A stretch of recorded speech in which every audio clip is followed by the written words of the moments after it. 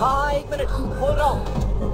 Hello guys, explained present करते हैं tiger house. एक लड़की अपने बॉयफ्रेंड से मिलने के लिए रात को उसके घर पर आती है। फिर उसके साथ में कुछ ऐसा होता है जो उसने कभी सोचा भी नहीं था। मूवी के शुरुआत में मार्क और कैली को देखते हैं। यहाँ पर कैली व्लॉग बना रही थी और मार्क उसे क्रॉसबो चलाना सिखा रहा था। यहाँ पर मार्क से गलती से वो क्रॉसबो कैली के पैर पर चल जाता है। फिर हमें नेक्स्ट नाइट का सीन दिखाया जाता है जहाँ पर कैली मार्क से मिलने के लिए उसके घर पर जाती है। मार्क रिच फैमिली से बिलोंग करता था, वहीं पर कैली पुअर फैमिली से बिलोंग करती थी। कैली मार्क के घर पर चोरी से मार्क से मिलने जाती है। जब मार्क और कैली रूम में इंटीमेट हो रहे थे तब मार्क की मॉम मार्क के रूम में आती है। वो मार्क से पूछती है कि तुम क्या कर रहे हो। मार्क उनसे कहता है मैं स्टडी कर रहा हूँ। मार्क की मॉम मार्क को कैली से दूर रहने के लिए कहती है क्योंकि वो कैली को पसंद नहीं करती थी और वो पुअर फैमिली से बिलोंग करती थी। वो सोचती थी कैली सिर्फ मार्क के पैसों से प्यार करती है। इन दोनों के बीच में यहाँ पर कुछ बातें होने के बाद मार्क की मॉम सोने के लिए चली जाती है। फिर इसी रात को कुछ समय बाद मास्क पहने हुए 4 लोग घर के अंदर एंटर होते हैं और वो 4 लोग नीचे मार्क की मॉम और उसके डैड को बंदी बना लेते हैं। मार्क कैली के साथ में रूम में होता है पर उसे नीचे से कुछ आवाजें आती हैं। वो बैट लेकर नीचे जाता है पर नीचे जाकर उसको भी बंदी बना लेते हैं। मार्क यहाँ पर उन्हीं चारों में से एक शेन नाम की लड़की को पूरी तरह से घायल कर देता है। शेन एक एक्स मिलिट्री ऑफिसर होता है जो इन सब का बॉस होता है। मार्क जब काफी समय तक कैली के पास नहीं आया तब वो उसे देखने के लिए नीचे जाती है। वहाँ पर वो उन चारों लोगों को देखकर वो बेड के नीचे छिप जाती है और ये तीनों लोग शेन को उठाकर मार्क के रूम में लेकर आते हैं जहाँ पर कैली पहले से ही बेड के नीचे छिपी होती है। और यहाँ पर हमें पता चलता है ये चारों लोग उस बैंक को लूटना चाहते हैं जिस बैंक में मार्क के स्टेपफादर काम करते हैं। इन चारों में से 2 लोग मार्क के स्टेपफादर के साथ में बैंक में जाते हैं और 2 लोग मार्क के घर पर ही रुक जाते हैं। और जो लोग मार्क के घर पर रुकते हैं उनका नाम शेन और कैलम होता है। कैलम एक सन की बंदा होता है जो अभी तक 3 मर्डर कर चुका था और वो अभी 5 हफ्ते पहले ही जेल से छूट कर आया था। वहीं शेन के बेड के नीचे कैली होती है जहाँ पर वो अपने फोन से पुलिस को मैसेज कर रही होती है।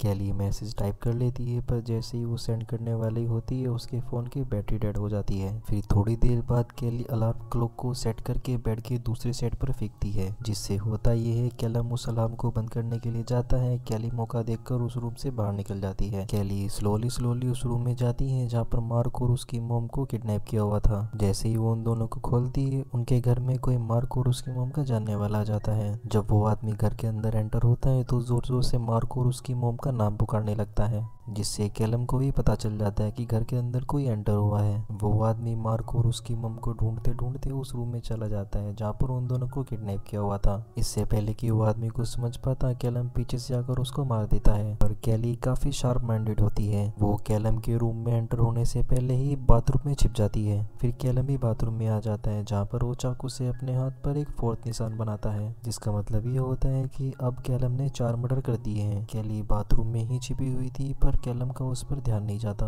बाथरूम से बाहर आकर कैलम मार्क की मॉम के पैरों को छूने लगता है पर तभी कैली चाकू से उसके ऊपर अटैक करती है पर कैलम कैली के अटैक से बच जाता है। कैलम यहाँ पर लगभग कैली को भी पकड़ ही लेता है पर कैली जैसे तैसे उससे छूटकर मार्क के रूम के ऊपर एटिक में छिप जाती है और एटिक के गेट को बंद कर देती है। कैलम सीढ़ी लाकर उस गेट को खोलने की कोशिश करता है। वो उस गेट को तोड़ देता है और एटिक में एंटर हो जाता है। कैलम एटिक के अंदर जब कैली को ढूंढने लगता है एटिक के गेट से दूर हो जाता है तब कैली एटिक से बाहर आ जाती है और एटिक के गेट को बंद कर देती है। कैलम एटिक में ही कैद हो जाता है पर जब कैली नीचे आती है तब शेन को होश आ जाता है और कैली के सामने गन लेकर खड़ा होता है। कैली उससे कहती है मैं मरना नहीं चाहती, मैं किसी को तुम लोगों के बारे में नहीं बताऊंगी। तब शेन कैली को एक जोक सुनाने के लिए कहता है। यहाँ पर कैली बहुत घबराई हुई थी पर फिर भी इस सिचुएशन में कैली शेन को एक जोक सुनाती है। जोक ये होता है कि एक बार एक हाथी और चींटी स्विमिंग नहीं कर पा रहे थे क्योंकि उन लोगों ने उस वक्त कॉस्ट्यूम नहीं पहने थे। जोक सुनकर शेन एक सेकंड के लिए शांत हो जाता है। वो भी सोचने लगता है ये मैंने क्या ही सुन लिया। शेन को कैली के ऊपर दया आ जाती है और वो उसको वहां से जाने देता है। कैली जल्दी से भागकर मार्क और उसकी मॉम के पास आती है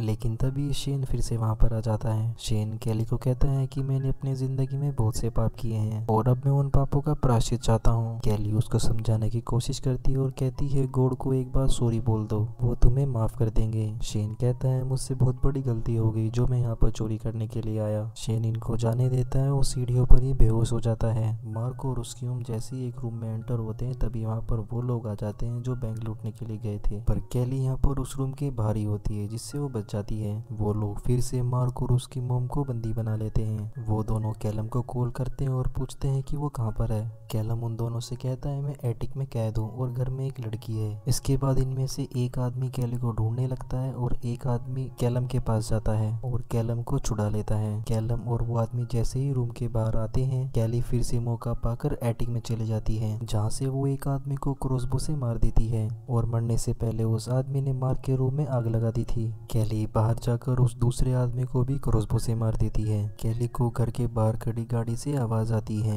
वो जब उस गाड़ी में देखने के लिए जाती है वो देखती है कि मार्क के स्टेपफादर वहाँ पर पट्टी से बंधे हुए थे और गाड़ी में बहुत से पैसे रखे होते हैं। कैली उसके स्टेपफादर की हाथ से पट्टियां खोल देती है। दूसरी तरफ कैलम किचन में होता है जो कि कुछ खा रहा होता है। कैलम को बाहर से कुछ आवाज आती है। वो जैसे ही बाहर कुछ चेक करने के लिए जाता है कैली उस पर गोली चला देती है। कैलम बचने के लिए घर के अंदर भागता है। कैली कैलम को गन से मारने वाले होती है कि तभी मार्क के स्टेपफादर पीछे से आकर कैली को मार देते हैं। कैली यहाँ पर बेहोश हो जाती है। कैलम कैली को मारने वाला होता है कि तभी शेन को होश आ जाता है और वो कैलम को गोली मार देता है। यहाँ पर हमें पता चलता है कि ये सारा बैंक लूटने का प्लान मार्क के स्टेपफादर ने ही बनाया था और जब इस बात का पता मार्क की मॉम को चलता है तब वो गन से मार्क के स्टेपफादर को शूट कर देती है और इसी तरह से मूवी के सारे किडनैपर्स मारे जाते हैं। मूवी के एंड में हम देखते हैं कैली मार्क और उसकी मॉम को कहती है ये सभी लोग आपस में गोली चलाकर मारे गए हैं और जब इन सब की फाइट हो रही थी तब हम दोनों घर से बाहर निकल गए थे और मैं यहाँ पर आई ही नहीं थी। ये स्टेटमेंट तुम्हें पुलिस वालों को देना है। मार्क कैली को कहता है कि इन पैसों से हम अपने सब सपने पूरे करेंगे। कैली मार्क को किस करती है और पैसों की गाड़ी अपने साथ लेकर चली जाती है और मूवी का एंड यहीं पर हो जाता है। गाइस आप लोगों को मूवी कैसी लगी मुझे कमेंट सेक्शन में जरूर बताएं। मैं मूवीज पर एक्सप्लेनेशन लेकर आता रहता हूँ तो चैनल को भी सब्सक्राइब कर लीजिएगा।